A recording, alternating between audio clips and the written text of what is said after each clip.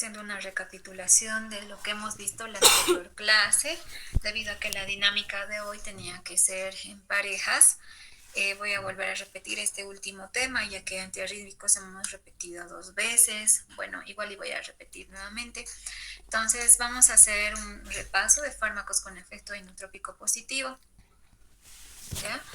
Vamos a hacer un pequeño recordatorio. Ustedes ya saben por la parte de fisiología, fisiopatología, más que todo por fisiología, ¿no? Incluso anatomía, que, bueno, el corazón está inervado y depende básicamente de la despolarización y repolarización de la célula nodal y así también de la célula miocárdica.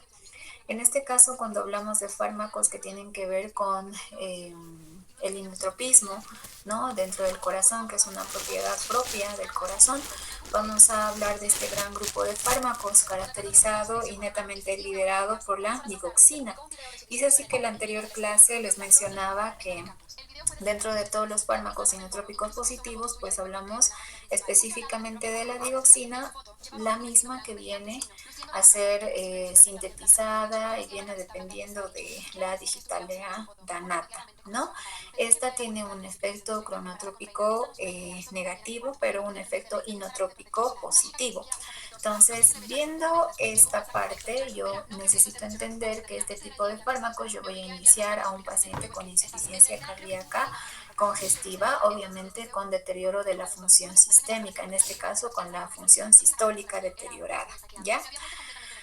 Tenemos que entender que para evaluar la fracción de eyección ventricular en un corazón, es decir, yo pido esta evaluación en un estudio, por ejemplo, de ecocardiografía transtorácica, entendiendo así que mi paciente va a venir conmigo, uno con disnea, ¿no? Puede tener una disnea paroxística nocturna, puede haber una tos, puede haber derrame pleural, puede haber datos de edema en miembros inferiores, incluso llegando a tener anasarca, ¿no? Además de más datos clínicos que la presencia del tercer ruido y demás, como vamos a ver más adelante.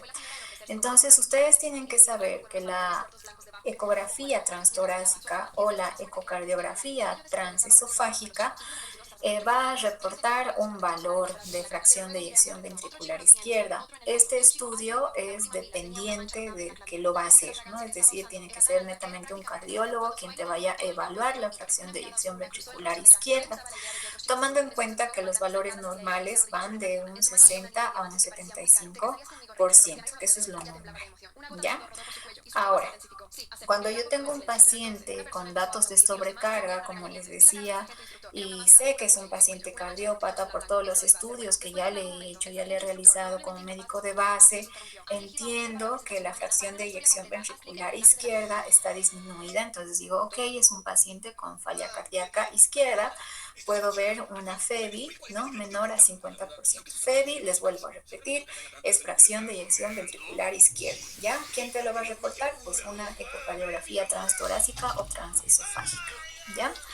Ahora, cuando un paciente, es decir, no tiene una adecuada poscarga, por tanto no va a tener una adecuada precarga, va a empezar a acumular líquido en tercer espacio, incluido, como habíamos mencionado, derrame pleural, ascitis, edemas, ¿no? En miembros inferiores y demás.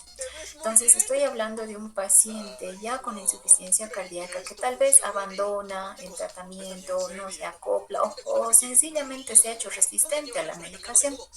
Entonces, vamos a ver FEBIS menor a 30%. Estamos diciendo que ese paciente no puede llegar a tener un adecuado vaciado, es decir, ni tanto de la precarga ni como de la poscarga.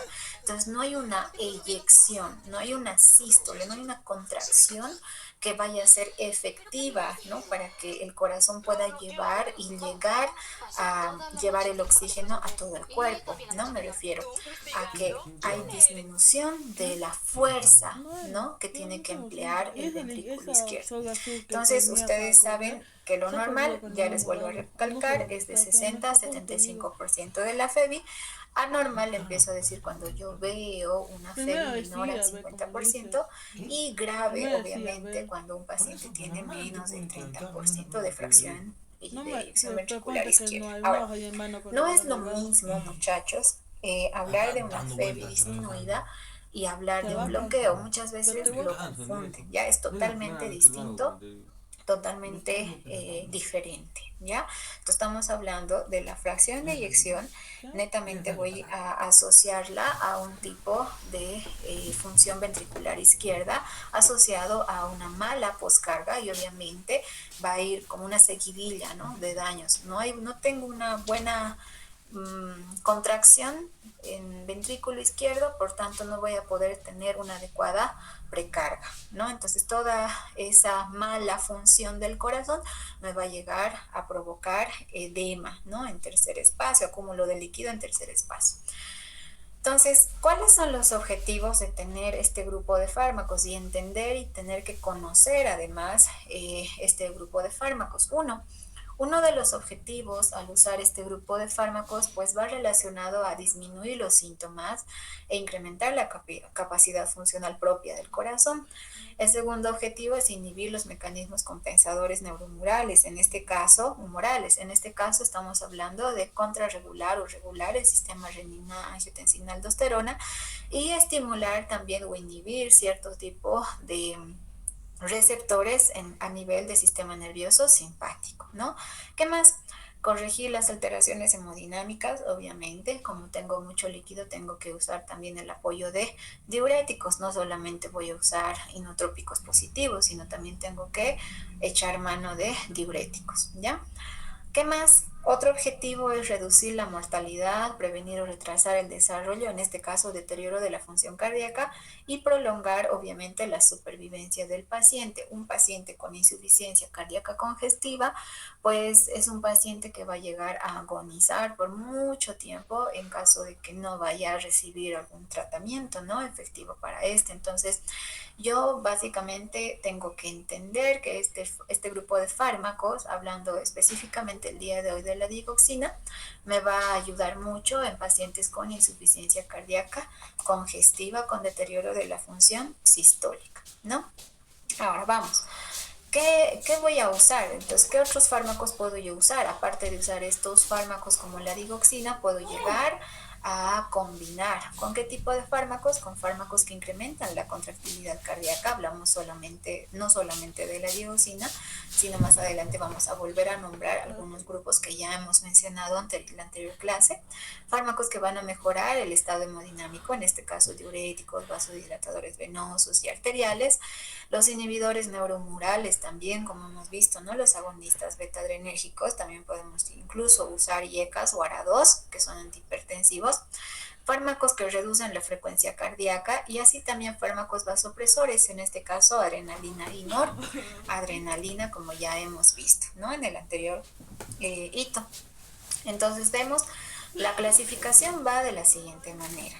Dentro de la familia de los digitálicos tenemos a uno, y este es el que me interesa que aprendan y se memoricen, porque muchas veces a los servicios de emergencia, les decía en la anterior clase, que llegan pacientes con datos de intoxicación digitálica y obviamente igual está en su evaluación continua para mañana. Si es que Dios mediante se arreglan estos problemas, vamos a dar la evaluación, ¿no?, por parejas de este tema y del tema de antianginosos también, y ya habíamos visto antiarrítmicos. Entonces voy a volver a repetir haciendo un recordatorio ya para mañana, ¿sí? Entonces tenemos dentro de los inotrópicos positivos con cronotropismo negativo, tenemos a los digitálicos, más un representante más para recordarse mucho mejor, la digoxina. El otro grupo de fármacos, en este caso aquellos que incrementan los niveles de AMPC, tenemos a los inhibidores de la fosfodiesterasa. Como representante principal tenemos a la milrinona. Hablamos también dentro de los simpático-miméticos, habíamos mencionado a dos, ¿no?, la dobutamina y la dopamina. Y otro grupo también tiene que ver con el aumento de la sensibilidad, en este caso por parte de las proteínas contráctiles al calcio, hablamos del levosimendan, ¿sí? Ahora, vamos a ver los mecanismos de acción, y la anterior vez hacíamos énfasis una y otra vez en el mecanismo de acción de la digoxina. ¿Alguien se acuerda cuál es el mecanismo de acción de la digoxina? Bloqueaba, doctora, disculpe, la sodio-potasio, la bomba sodio-potasio ATPase. Muy bien. ¿Quién ha participado? Alejandro, doctora. Alejandro, ¿qué eres? Alejandro Calizaya. Ok, Calizaya. Alejandro. Calizaya, ¿no? Ya. Ya, Alejandro, estás bien. Entonces, habíamos dicho era inhibir básicamente la bomba de sodio-potasio ATPasa. Inhibe a esta bomba, ¿no? Si ustedes quieren entender así, a esta enzima, ¿ya? Inhibe la bomba de sodio-potasio ATPasa. ¿Qué más?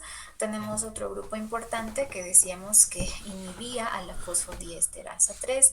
El representante principal de este grupo era la mirrinol.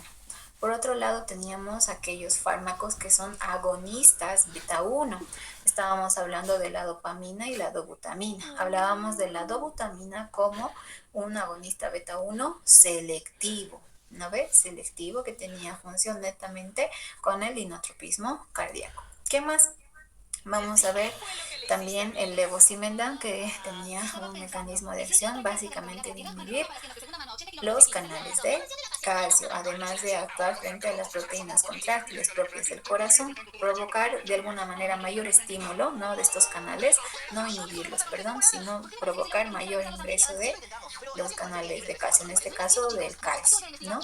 Entonces, viendo propiamente los mecanismos de acción, como bien ha dicho su compañero, al yo inhibir la bomba de sodio-potasio ATPasa me va a ayudar a aumentar la contractilidad del miocardio y va a reducir al mismo tiempo la frecuencia cardíaca. Por otro lado, en el nódulo auriculoventricular va a provocar, en este caso, la prolongación del periodo refractario y disminuyendo así la velocidad de conducción, facilitando así la aparición de bloqueos de la conducción a este nivel. En este caso, voy a ver en el electrocardiograma prolongación del intervalo PR, ¿ya? Además, acorta el periodo refractario de la aurícula, entonces también del ventrículo y de las fibras de Purkinje. Por otro lado, produce una depresión temprana de la excitabilidad y la velocidad de conducción en la aurícula, por tanto llega a provocar una mejor precarga y posteriormente incrementa la postcarga, ¿no? Produce una depresión más tardía de la excitabilidad y la velocidad de conducción en el ventrículo izquierdo, además de que incrementa el automatismo de los marcadores ectópicos, en este caso aquellos que se encontrarán en región auricular, también en ventrículos y en el nódulo auriculoventricular, además de que facilita la aparición de la actividad desencadenada, en este caso de los postpotenciales tardíos. Entonces mencionábamos bien que la digoxina sí la podíamos usar en estas patologías, más que todo en cuál, en insuficiencia cardíaca congestiva con defecto, en este caso de la función sistólica, decíamos, ¿verdad? ¿Qué más? Además de la insuficiencia cardíaca, también en la fibrilación auricular, indicación de primera línea para el uso de digoxina. ¿Qué más? ¿En qué casos más yo podía usar? En casos de estenosis mitral, volvemos a indicar en la insuficiencia cardíaca haciendo nuevamente eh, alusión, sin más que decir que estamos recalcando nuevamente que sí o sí debo de usar en la insuficiencia cardíaca con disfunción sistólica, ¿no? En este caso te dice insuficiencia aguda del ventrículo izquierdo, ¿no? Entonces básicamente vamos a actuar más en la postcarga. Ahora, habíamos mencionado también que este fármaco no podíamos usarlo de primera instancia, o sea, sin tener un laboratorio de control, ni tampoco tener un correcto control de electrolitos, ni hemograma. Necesitaba yo saber el estado general e inicial de mi paciente. Por tanto, decíamos, hay que tener cuidado en pacientes que tienen daño renal ya establecido y también en pacientes con hipotiroidismo. Y hay contraindicaciones absolutas para el uso de este fármaco. Entonces, ¿cuáles son las contraindicaciones? Obviamente, la taquicardia ventricular, si nosotros queremos mejorar la postcarga, ¿no? Necesitamos entender que están contraindicados en la taquicardia ventricular, en la fibrilación ventricular, en la insuficiencia coronaria, en cardiomiopatía hipertrófica obstructiva también y en la pericarditis periférica. Entonces son en estas cuatro patologías en las que no debo de usar la digoxina, ¿sí? También mencionábamos dentro de los efectos adversos que la digoxina no era un fármaco común de uso común. Mencionábamos que las dosis eran estrictas, dependiendo de cuánto tiempo está usando mi paciente, en qué patología estoy indicándose en insuficiencia cardíaca o en fibrilación auricular. Necesito entender que no voy a usar en la taquicardia ventricular o supraventricular, ¿no? Entonces, yo inicio una dosis de 0.25, 0.50 o 0.75 miligramos. Imagínense ustedes, muchachos, no estoy hablando ni siquiera de 10 miligramos, ni de 500, ni nada. Estoy hablando de 0.25 o 50 o 0.75. Entonces, entendiendo esto, yo voy a ver si mi paciente puede llegar a presentar efectos secundarios al uso de este fármaco, ¿no? Habíamos mencionado, les hacía pensar la anterior clase, un paciente puede venir a emergencias por tener estos síntomas, ¿no? Eran desde náuseas, la presencia de vómitos, la presencia de hiporexia, incluso diarrea y dolor abdominal. Entonces les decía, estos cuatro síntomas, ¿qué nos lleva a pensar? Y la mayoría decían un cuadro de gastroenteritis, ¿no? Podía llegar, sí. Entonces, mucho ojo con aquel paciente que venga a su consulta. Ustedes tienen que saber hacer una correcta anamnesis, les decía, ¿no? Alguna vez pasa que viene un paciente así, si tú no le preguntas o dices, ay, está pidiendo solo por una gastroenteritis, qué chinchoso, ¿no? No cualquiera puede hablar así.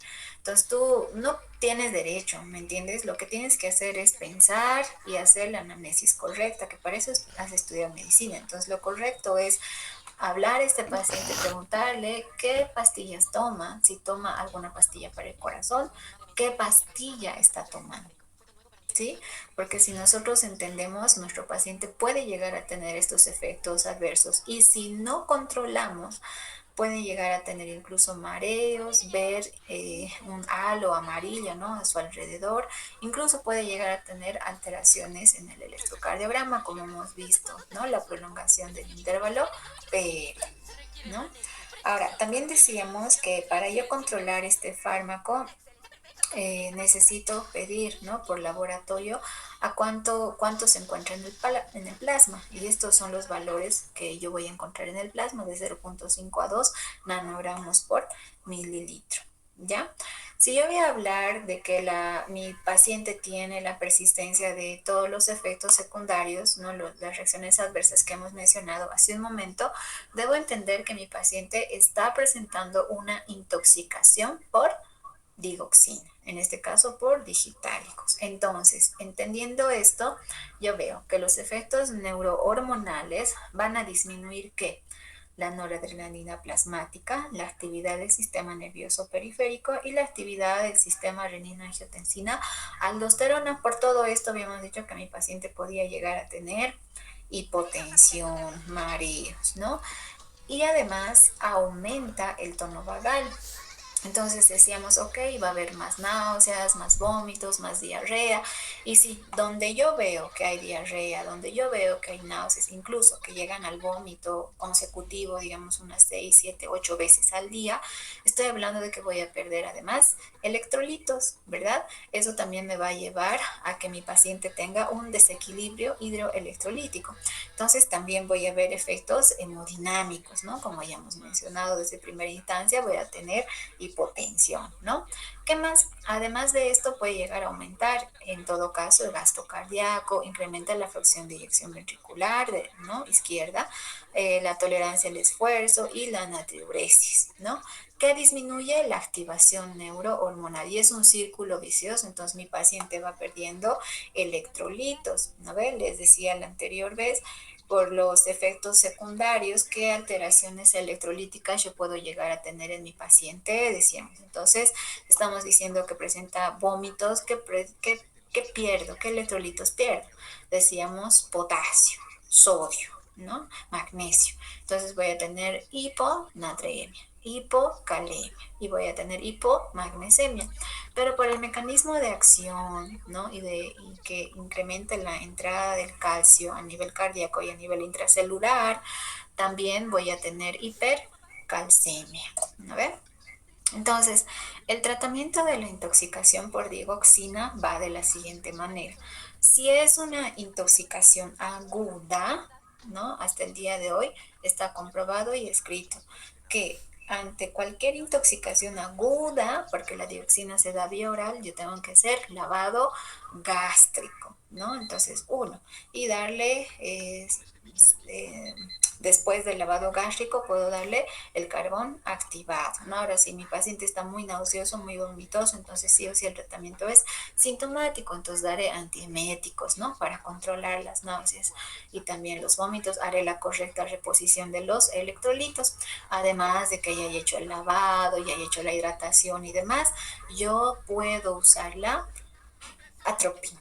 Y volvemos a ver a la atropina. Decíamos, ¿en qué casos voy a usar la atropina? Además de la intoxicación por digitálicos.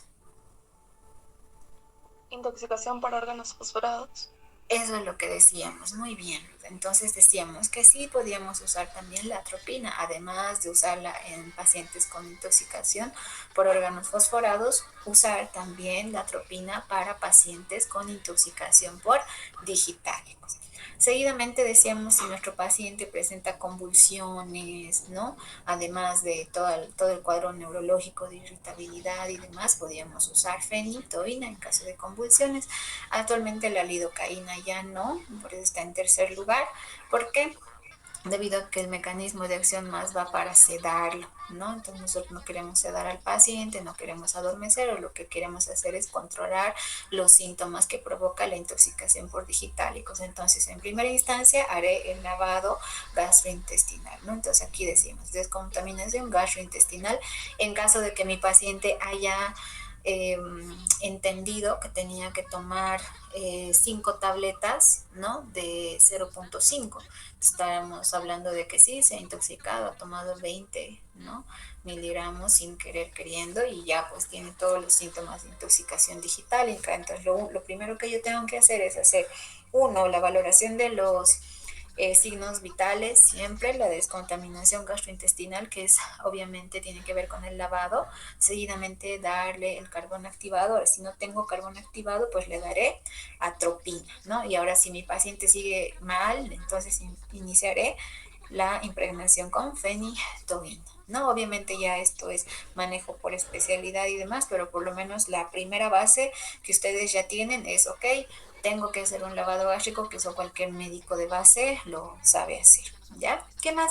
Tengo que obviamente esperar la eliminación, en este caso la dosis múltiple del carbón activado, 1 gramo por kilogramo peso, máximo en 4 dosis, ¿no? Y por último, que si mi paciente está muy, muy mal, puedo llegar incluso hasta usar la plasmaféresis, que es básicamente el recambio total del plasma, ¿no?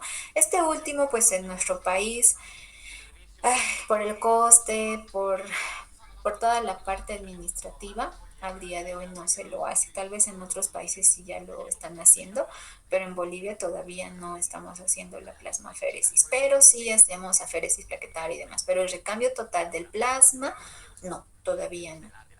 Y entonces, intoxicación por digitálicos, primero, lavado gastrointestinal. Segundo, dar carbón activado. Tercero, atropina, ¿no? Si llega a convulsionar y demás mi paciente, yo puedo llegar a usar fenitoína, ¿no?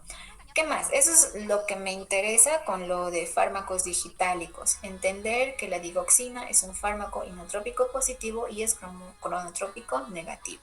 Entonces, el siguiente grupo es inhibidor de la fosfodiesterasa 3. Hablábamos de la milrinona. Habíamos mencionado también que en nuestro medio no contamos con la milrinona, pero yo entiendo que esta puede llegar incluso a usarse en pacientes con insuficiencia cardíaca con signos de hipoperfusión. También la milrinona puedo llegarla a combinar con beta bloqueantes. Y por último, obviamente, se usa para pacientes en lista de espera para trasplante. Entonces, obviamente, en nuestro medio aún no contamos con el medicamento y peor con trasplante de corazón, ¿no? Pero es necesario saberlo. Otro grupo es la dopamina y la dobutamina. Hablábamos que la dobutamina es un beta 1 selectivo, en cambio que la dopamina actúa en los receptores dopaminérgicos. Ambos fármacos vienen en presentación parenteral. En este caso, la dopamina tiene menor efecto que la dobutamina. Hablamos que la dobutamina no presenta un efecto vasodilatador renal, ¿no? Por tanto, podemos llegar a usarla en pacientes con daño renal también, además de mejorar la parte del inotropismo en nuestro paciente, ¿no? ¿En qué casos yo voy a usar dobutamina más que la dopamina? La dobutamina la voy a llegar a usar en pacientes con insuficiencia cardíaca refractaria, aquellos pacientes en los que ya he usado, por ejemplo, en la anterior clase hablábamos de la amiodarona también, ¿verdad? Decíamos, ok, mi paciente no está respondiendo a la amiodarona, digamos que es un paciente con ICC ya de largo tiempo, porque la mayoría de ustedes cuando vayan a hacer sus prácticas clínicas y si van a rotar por un pabellón de cardiología, van a ver que los pacientes con insuficiencia cardíaca, igual que los diabéticos, son muy indisciplinados, porque ya se conocen. Ellos dicen, ok, ya no quiero tomar la pastilla, ya me he aburrido, y empiezan a hincharse nuevamente, empiezan a edematizarse. Llegan al servicio de emergencias muy sobrecargados, y ya no sabemos qué usar porque ya ha usado amiodarona, ya ha usado digoxina, ya no hay una respuesta, ya ni siquiera puede llegar a usar diuréticos, ni de asa, ni ahorradores de potasio, ni los de acción central, o sea, todo bien complejo la situación. Entonces es ahí donde usamos este fármaco, ¿no? La dobutamina debe de ser dada en vía parenteral, prácticamente se usa en pacientes ya que están en terapia intensiva, pacientes que ya han usado de todo tipo de fármacos inotrópicos que no han dado efecto. ¿Por qué? Porque ya el paciente se ha hecho muy resistente, ¿no? No ha tenido un buen manejo, era muy indisciplinado, entonces entra en uso la dobutamina en este caso, ¿sí? Insuficiencia cardíaca congestiva, en este caso refractaria, ¿ya? Otra cosa, la dopamina es mejor en cuadros de oliguria, como les decía hace un momento, ¿no? La dopamina también llega a tener, actuar en los receptores dopaminérgicos, ¿no? Entonces, puedo llegar a usar en pacientes con daño renal también, igual que la dobutamina. Hablábamos que la dobutamina era un beta 1 selectivo también, ¿no? ¿Cuáles son las contraindicaciones de estos fármacos? ¿En qué casos no voy a usar dopamina o dobutamina? Voy a tener cuidado con las taquiarritmias. Y si ya hablo de taquiarritmias, estoy hablando de las taquicardias ventriculares, ¿no? Obviamente en patologías también donde yo voy a ver estenosis subaórtica, ¿no? En este caso que estén asociadas a la hipertrofia del ventrículo izquierdo. Por otro lado, también tengo que tener cuidado en la estenosis aórtica, aquella que es de grado grave, ¿no? Y aquella también que esté asociada a hipotensión, ¿no? ¿Por qué? Porque ambos fármacos pueden llegar a provocarme o más hipotensión o mayor hipertensión, dependiendo a la patología cardíaca de mi paciente. Ustedes podrán entender que la mayoría de los pacientes con insuficiencia cardíaca congestiva, pues llegan a tener hipotensión, pero hay cierto porcentaje de pacientes que de hecho tienen la insuficiencia cardíaca congestiva, pero secundaria a un daño por la hipertensión arterial persistente. Entonces, cuando uno va a dar antihipertensivo es netamente proteger la cardiovascular. No queremos la parte cardiovascular, no queremos que el paciente sufra un infarto o un evento vascular isquémico ni nada de eso. Entonces yo uso antihipertensivos netamente para protección cardiovascular. De la misma manera, este grupo de fármacos está previniendo y también se está usando ya en pacientes con insuficiencia cardíaca congestiva, ¿no?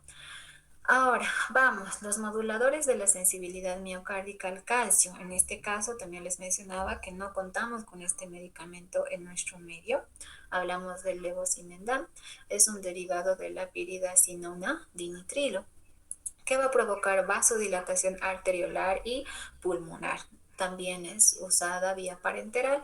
Obviamente se usa en pacientes con insuficiencia cardíaca congestiva y enfermedad coronaria grave, así también en la isquemia coronaria. Pero como les decía, este fármaco tampoco lo tenemos en nuestro medio, ¿ya? Otro grupo de fármacos que está en desarrollo hasta el día de hoy y no se tiene un estudio publicado no reciente que diga, ok, el nitroxilo o las anonas son mejores que la digoxina. Hasta el día de hoy que se lleva la flor dentro del tratamiento de la insuficiencia cardíaca es la amiodarona y también la dioxina, dependiendo de qué patología cardíaca estemos hablando. Si estamos hablando como antiarrítmicos, netamente la amiodarona. Si estamos hablando como fármacos, como pacientes con insuficiencia cardíaca congestiva, se lleva la flor la digoxina. ¿Ya? Ahora, ¿se puede combinar algún medicamento con otros? Sí, pero necesito saber la clínica del paciente, ¿no ve? Puedo tener un paciente con insuficiencia cardíaca, sí, y también secundaria a algún tipo de daño estructural o anatómico o funcional. En este caso puedo ver un paciente con ICC más FA, digamos, fibrilación auricular. Puedo tener un paciente con insuficiencia cardíaca, congestivas y todo sobrecargado, pero también asociado a una taquicardia supraventricular. Entonces, en ese caso voy combinando estos fármacos, ¿no? Ya sé que en qué casos no tengo que usar la digoxina y sé que en qué casos puedo usar la digoxina, ¿sí? Dentro de estos fármacos inotrópicos en desarrollo tenemos al nitroxilo y también a la sanona. También tenemos aquellos que van a incrementar la salida del calcio, hablando en este caso del nitroxilo y la sanona, modificando las proteínas contráctiles. Si ustedes se acuerdan, había uno que modificaba las proteínas contráctiles y tenían mayor sensibilidad al calcio, estamos hablando del levosimendan, ¿no? En este caso también el nitroxilo y la azanona también llegan a incrementar la salida de calcio. Por otro lado, también tenemos a otro fármaco que hasta el día de hoy no ha mostrado mayor respuesta, ¿no? Por así decirlo, mayor sobrevida en este tipo de pacientes, es el omecamtiv y el mecarbilo, ¿no? Y la pelina también. Y todos estos fármacos, muchachos, pues no los tenemos en el país, como dice ahí bien claro, están aún en desarrollo, ¿sí? Ahora, lo que les muestro en este cuadro, pues son los criterios de Framingham. Y en la anterior clase les decía, vamos a hacer énfasis en los criterios de Framingham, ¿no? Que me interesa que sí o sí sepan. Estos son los antiguos y es así que actualmente la Asociación de Cardiología, la americana y la europea, pues han llegado a catalogar como criterios mayores y menores a estos que les estoy mostrando en esta tablita. Tenemos como criterios mayores la disnea paroxística nocturna, el edema agudo de pulmón, ¿no? El soplo, en este caso el tercer soplo, la pérdida de peso, más de 4.5 kilos tras el tratamiento, ¿no? De la insuficiencia propiamente dicha, el reflujo hepatoyugular, la presencia de estertores crepitantes, la cardiomegalia que es evidenciada en la radiografía, ustedes saben, supongo por semiología, sacar el índice cardiotorácico, ¿no? Y dependiendo a eso yo puedo ver y decir, mi paciente es insuficiente, o sea, tiene una cardiomegalia o no tiene cardiomegalia, ¿no ve? ¿Qué más? Ingurgitación yugular y aumento de la presión venosa. Entonces, ustedes pueden ver, aquí hay un acrónimo que es desprecia, ¿no? Entonces, vamos, esto sí o sí tienen que saber para su examen de mañana, ¿sí? Disnea paroxística nocturna, edema agudo de pulmón, el soplo, el tercer ruido, la pérdida de peso, más de 4.5 kilos, el reflujo hepatoyugular, los estertores crepitantes, cardiomegalia en la radiografía, ingurgitación yugular y el aumento de la presión venosa, ¿no? Ahora, los criterios menores, ¿cuáles son? Aquí va el TDAH, ¿no? TDAH, ¿no? Taquicardia. Una frecuencia cardíaca mayor a 120 latidos por minuto, la tos nocturna, el derrame pleural, la disnea de esfuerzo, la acumulación de líquido en miembros inferiores, ¿no? Obviamente el edema, y la hepatomegalia. Entonces, si ustedes se dan cuenta, tienen que ver todo lo que es con sobrecarga, ¿no? ¿Cuándo voy a tener una tos seca nocturna? Cuando un paciente tiene derrame pleural. Ahora, muy diferente que tenga tos y sibilancia, estamos hablando de un paciente con probable bronquitis o incluso asma o EPOC, ¿no ve? Pero si solo tengo tos nocturna, el paciente me dice, tengo dolor en punta de costado, estoy hablando de que probablemente tenga un derrame pleural. Entonces, si ustedes lo asocian, derrame pleural, tos nocturna y taquicardia, ya son criterios menores para la insuficiencia cardíaca. Además de eso, mi paciente tiene que tener obviamente disnea de esfuerzo, además tiene que tener edema en miembros inferiores e incluso hepatomegalia, ¿no? Ahora, ¿cómo yo voy a decir que mi paciente tiene realmente insuficiencia cardíaca y cumple los criterios de Framingham. Aquí bien clarito te dice, se requieren por lo menos dos criterios mayores, o sea, de cualquiera uno de estos, dos mayores, te dice, o un criterio mayor más dos menores, ¿no? Entonces yo veo, mi paciente tiene disnea paroxística nocturna y que tenga disnea de esfuerzo también, imagínense. No es lo mismo decir disnea paroxística nocturna asociada, ¿no?, a esfuerzo físico, ¿no?, o decir que mi paciente está durmiendo con almohadas, ¿no? ¿Cuántas almohadas? Algunos pacientes se ponen 2, 3, 4 almohadas, se duermen sentados. Entonces hay una disnea de esfuerzo al hacer un esfuerzo físico ya moderado, ¿no? Entonces diferente. Entonces yo tengo un criterio mayor más dos menores, estoy hablando de que mi paciente probablemente tiene ICC, ¿no? Entonces vamos hacer la comparación de tres fármacos que, si bien les decía, luego de haber hablado tanto de la digoxina, ahora hablamos de tres fármacos que sí se usan en la insuficiencia cardíaca, y hablábamos que uno se usaba en la ICC refractaria, ¿verdad? Entonces, haciendo nuevamente un recordatorio, ¿cuál de estos se usaba en la ICC refractaria? Debería dar un sobre Coca-Cola. ¿La dobutamina? Sí, dobutamina, ¿ya? Dobutamina. Vamos a hablar netamente de la dobutamina, pero también de la dopamina, ¿ya? Ambos fármacos, tanto dopamina como dobutamina, llegan a usarse en la insuficiencia cardíaca refractaria. ¿Por qué? Vamos a ver sobre qué receptores actúan. La mirrinol queda más atrás porque uno no la tenemos en el país, pero sí es necesario que la sepamos y la conozcamos, ¿ya? Dobutamina. Hablábamos que van a llegar a actuar en los receptores dopaminérgicos, pero también llegan a actuar en los receptores beta 1. Incluso si yo voy a incrementar la dosis, más de 5 microgramos por kilogramo peso, puedo llegar a actuar frente a los receptores beta 1 y también a los receptores alfa 1 y alfa 2. Entonces, si ustedes se dan cuenta, ok, con dosis chiquitas de dopamina simplemente voy a llegar a actuar en los receptores dopaminérgicos. Con dosis intermedias que van de 2.5, de 2 a 2 a 5, perdón, de 2 a 5 voy a llegar a actuar en los receptores beta 1. Ahora, si yo voy a llegar a actuar con esta dosis a nivel de los receptores beta 1, ¿qué voy a llegar a provocar? Ok, muchachos, aquí está, ¿no? La contractilidad en mi paciente, en el corazón. ¿No? Voy a incrementar la contractilidad a nivel del ventrículo izquierdo, generando mejor la postcarga. Acuérdense, este grupo de fármacos tiene como finalidad mejorar la postcarga. Sí, obviamente si yo mejoro la postcarga, voy a mejorar la precarga. Entonces, una vez más explico, puedo mejorar la frecuencia cardíaca, también puedo mejorar la presión arterial y también puedo mejorar la función renal, ¿no? Entonces, a dosis pequeñas también puedo intervenir en la función renal, pero a dosis intermedias actúa tanto en corazón como en riñón, a dosis intermedias. ¿Qué más? Es arritmogénico. ¡Wow! Entonces, a dosis intermedia, la dopamina sí me sirve.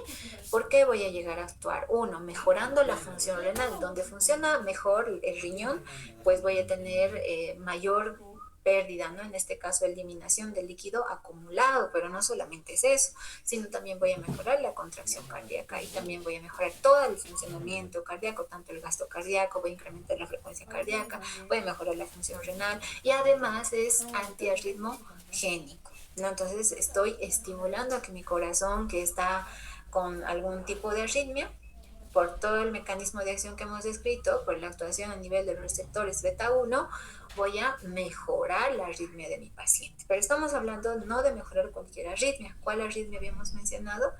La fibrilación auricular, ¿no? Taquicardia supraventricular también. Entonces, vamos. Con dosis mayores a 5 microgramos por kilogramo peso, y lo vuelvo a repetir, estas dosis son dadas ya en sala de terapia intensiva, en una unidad de terapia intensiva, paciente que está eh, casi siempre, ¿no?, intubado, está con su catéter venoso central, está muy sobrecargado y demás, y ya ha recibido bastantes fármacos, ¿no?, para modificar la función cardíaca, para mejorar la función cardíaca, y no ha mejorado, no está mejorando. Entonces son ingresados, ¿no?, a terapia intensiva. Entonces yo voy a usar a 5 gamas, algunos dicen, ¿no?, microgramos, ya 5 gamas, más de 5 microgramos por kilogramo peso minuto. Entonces yo voy a ver que voy a tener un efecto a nivel de los receptores beta 1 y también a nivel de los receptores alfa 1 y alfa 2. Por tanto, voy a incrementar la contractilidad también, pero también voy a mejorar e incrementar la frecuencia cardíaca. Entonces, estamos hablando de que a dosis altas voy a tener mucho mejor respuesta en un paciente con ICC refractaria. ¿Ya? Entonces, aquí vamos a ver. Uno, a dosis altas, además de que voy a generar mayor contractilidad, mayor frecuencia, voy a incrementar la presión en mi paciente, también voy a actuar en la arritmia de mi paciente, ¿sí? Pero algo se va a anular: la actividad a nivel de la función renal, ¿ya? El flujo sanguíneo renal va a disminuir. Entonces, a dosis intermedia voy a actuar, ¿no?, y a dosis alta también, pero dejo de actuar a nivel de flujo sanguíneo renal, ¿no? Entonces, veo, ok, que la dopamina no solamente actúa en los receptores dopaminérgicos, sino beta 1 y también alfa. Ok, ahora hago énfasis en la dobutamina. La dobutamina, desde el anterior hito les decía, siempre se equivocan cuando hablamos de catecolaminas, y esta no sé por qué. Hablábamos de las catecolaminas propiamente de la adrenalina y noradrenalina. La dobutamina, habíamos dicho que es beta 1 selectivo, beta 1 selectivo. Por tanto, incrementa la contractilidad cardíaca, incrementa la función, en este caso la frecuencia cardíaca. Ahora, no actúa a nivel de la presión arterial, ¿no? Entonces, netamente voy a estimular la poscarga, ¿no? Tampoco tiene que ver algo, nada, nada de nada con la función renal. Entonces, si yo veo los mecanismos de acción de estos tres fármacos, yo me quedo con la dopamina o la dobutamina, ¿no?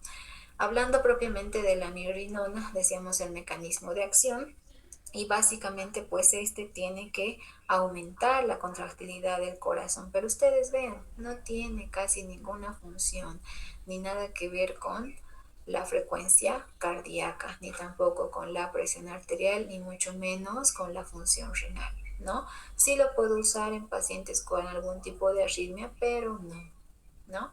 Hasta el día de hoy nos quedamos con la dopamina o la dobutamina, hablando como fármacos inotrópicos positivos, además de la digoxina, ¿no? Ahora,